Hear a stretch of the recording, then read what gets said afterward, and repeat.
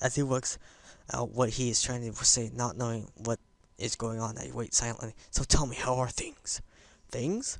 I expected Mattel. Oh wow, I was gonna say it in his voice. I expected Mattel to be a little vague, but this is pushing the limits. You know, the things. You've had a week to settle in now, so how are things? Fine, I guess. I see. And how is your condition? The pause before condition seemed a little unnecessary. Haven't had any problems so far. A brief shimmer of relief passes across Mattel's face. Good, that's good. Because he needs to work on machines. School nurse, or Brock, was a little concerned that you might have been pushing yourself a bit too hard. He asked me to keep an eye on you when he couldn't. That makes sense. I'd ask that you don't blow us off so freely as much as we try to give you the level of education that you would get in a normal school. You have to realize that you have limits. Our goal is to make sure that you know where those limits are and how to maximize your potential within them. Do you follow me? Yes, I follow you, bruh. Oh, what did I just say? I guess I mean I don't plan on doing anything stupid. Well, that's a start, I guess. So, then, on to my next question. How are you finding your studies? I understand you were laid up for a while? We're not too far ahead, are we? I don't really think so. I tried to keep up when I was in the hospital, so it hasn't been too hard. Mutao taps his chin and raises an eyebrow as he absorbs this information. Is that so? I suppose there are still students out there that realize the importance of learning. I wouldn't go that far. I was only trying to keep myself occupied in my little life support prison. Well, yeah, you've got to keep up with these things, right? Oh, that's cover up. If I do something like that, teachers know I'm lying. That's exactly it. One more, one. I was gonna, God dang it, I'm so super Asian. One wrong move in this world and you're left behind, right? Oh wait, wrong voice. Wait, right. Wouldn't want that to happen. No, you wouldn't. Every week there's a new scientific discovery. Most of them mean nothing to the layperson. But any one of them could be the key to the next big thing. I'll keep that in mind. It's obvious that Mattel's serious talk is over, and he's gone back to his standard, slightly scatterbrained approach to life. I think in hindsight that I prefer him this way. He's slightly more predictable in his unpredictability. Well then, I think that's all I really had to say. Let's get back inside, shall we? My only relief at that suggestion is insurmountable. Sure, you're the boss, right? Mattel pauses for a moment. I don't think any of my students ever said that to me before. Oh, you're in trouble. For an instant, I consider replying to this, but something deep within me tells me to shut my mouth and get back into the classroom. A few of the students jump at the sound of the door, rapidly trying to pretend that they are working on the questions on the board. Some don't even bother, their heads slumped on the desk as they nap. Thankfully, it would appear that Matao does not even notice them. He returns to his desk and retrieves a scientific journal from one of the drawers. I guess I got him to there. The class returns to the near silence that Mattel and I left in before our chat. Mixed feelings of tiredness and anticipation buzz around the room. Everyone here is either waiting for a chance to rest or the chance to get their last-minute preparations in the way. The clock on the wall slowly ticks the remaining class time away until finally the bells cry out, ending the torment. Before you all leave, I expect the answers for these problems by Monday.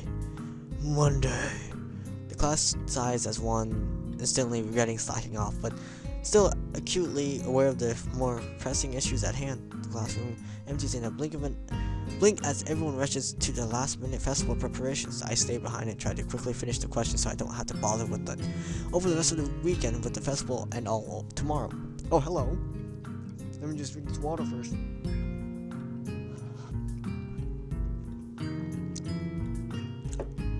Apart from me, Hanako is the only one left, obviously waiting for Lily. It's weird that Lily comes all the way to her classroom to pick her up. I expect that moving around is at least nominally I can't talk. Nominally. Is this supposed to be normally harder for her than it is for Hanako? But it's none of my business, and I naturally don't ask about it from Hanako. Despite the relative proximity of our seats, neither tries to strike up a conversation about that or anything else either. So an oppressive silence falls upon the classroom. Time passes in silence. It's probably just 15 minutes or so, but it feels longer. I turn pages on my notebook. Hanako turns pages of the novel she's reading. My pencil lead splinters against the paper just when I was about to finish a paragraph. The sounds of my irritable sigh and subsequent fumbling around for a sharpener feel like they're breaking the mood in the classroom. Hanako keeps her eyes firmly away from my direction. Before long, Lily's tall figure appears in the doorway. Hanako? Oh god, why did I say that? Her name is all it takes to make Hanako jump up from my desk and run to Lily. Oh no, she's smiling. They talk quietly for a moment, but it isn't long before Lily leaves down the hall and Hanako idles back into the classroom, taking her seat once again. Oh, she's sad. No. I watch Hanako out of the corner of my eye, of sheer curiosity at the idea that the two would be separated. For a couple of minutes, she does nothing but sit with her chin in her hand, staring at the desk dejectedly. I do that a lot. The boredom evidently becomes too much for her, though, with slender frame reaching into her bag and pulling out a small book. How many books do you have? Come to think of it, that isn't the one I saw her reading at the library. She must be quite a fast reader to get through them. At this rate, I'm a slow reader. But why would Lily leave her at her own devices? It seems to be quite out of the ordinary, going to by Hanako's reaction. But wait, Lily said that she was going to be in town during the weekend. Oh, see? I know this. Oh, that's right. I think Lily mentioned something about going into town today before Rain bumped into us. The thought of that walk makes me look outside. The bright sun and occasional people wandering around enjoying the afternoon make me yearn to get out of school, or at least at least do something other than sit here. Giving in to one of the worst vices, procrastination, I decided that history is a subject that best study on a Sunday, or a Monday, or on any day other than this one. I give a grunt as I lever myself out of my seat, briefly debating with myself whether or not to hang out with. No, don't do it. He doesn't strike me as the enjoying the nice weather outside with others kind of person. Really, I guess I'll catch up with him later. Changing tact, I briefly entertained the idea of talking with Hanako, but by the time I look at her seat, it's vacant. She must have left for the library. There's got to be something to do that can kill the time. Well, I should save right here.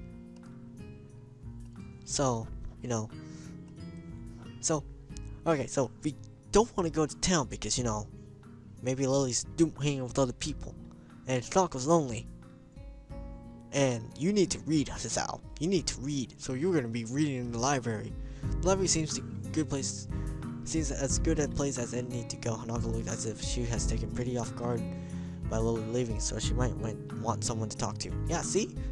Okay, I didn't really think that through, actually. Oh god, slinging my bag over my shoulder, I make my way out of the classroom. Oh, what the fudge? Did the painting change? I walk down the hallway to the library, past a multitude of closed doors. Also, the guy who recommended me to play this game, he told me if there's an animated, clip thing, I guess, kind of anime type thing in the middle of it, that means that's the path I've chosen. I don't know, I just completely remember it, that, he or she told me that, if there's an animated clip, then that means you are designated to that one part, because it's five people you could choose from, and I'm sure it's obviously Hanako, Lily, Rin, Emmy, and Shizune. So that's 5. I'm not sure which one am I going down in, because I really don't know what's going on. Through each one, the sound of furious rehearsal can be heard. Rock music plays out of one of the